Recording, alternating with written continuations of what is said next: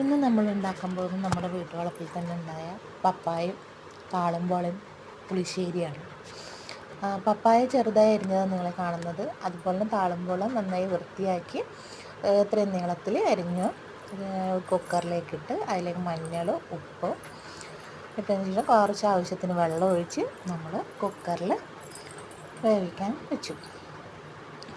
അതേസമയം തന്നെ ഇതിനുള്ള അരപ്പ് തയ്യാറാക്കാൻ തേങ്ങ, വെളുത്തുള്ളി, പച്ചമുളക്, ചെറിയുള്ളി, ജീരകം, പറങ്കി, പച്ചപ്പറങ്കി എന്നിവയൊക്കെ നമ്മൾ മിക്സിൻ്റെ ജാറിലേക്കിട്ട് നന്നായി ഒന്ന് അരച്ചെടുക്കാൻ പോവുകയാണ്.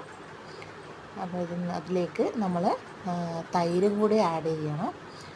പച്ചമുളക് ഇതൊക്കെ ഇട്ടതിന് ശേഷം നമ്മൾ തൈര് ഇത് കൂട്ടിലേക്കിട്ട് നമുക്ക് നന്നായി ഫൈനായിട്ട് അരച്ചെടുക്കാം. അപ്പോഴേക്കും നമ്മുടെ പപ്പായയും കപ്പയ്ക്കും നിങ്ങളുടെ നാട്ടിൽ എന്താ പറയുന്നത് അറിയില്ല, നമ്മുടെ താളുമ്പോളയും നന്നായി വെന്തിട്ടുണ്ട്. ഈ അരപ്പ് അരച്ച് അതിലേക്ക് ചേർത്ത് കൊടുക്കുക. ചേർത്ത് നന്നായി ഒന്ന് ഇളക്കി നോക്കുക. അതവിടെ തിളക്കുമ്പോഴത്തേക്കും നമുക്ക് ഇതിലേക്ക് ആവശ്യമായ വറവ് തയ്യാറാക്കാം. അതിനൊരു പാൻ എടുത്ത് അതിലേക്ക് വെളിച്ചെണ്ണ ഒഴിച്ച് നന്നായി ചൂടായതിന് ശേഷം നമ്മുടെ കടുക് പൊട്ടിക്കുക. അതുപോലെ കറിവേപ്പില ഇടുക, ഉലുവ ഇടുക. നന്നായി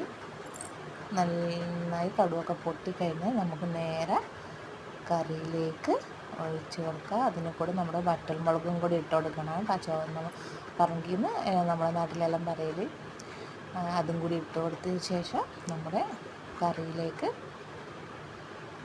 ഒഴിച്ചു കൊടുത്താൽ അടിപൊളി ടേസ്റ്റി താളമ്പോള പപ്പായ പുളിശ്ശേരി ഇവിടെ റെഡിയായി.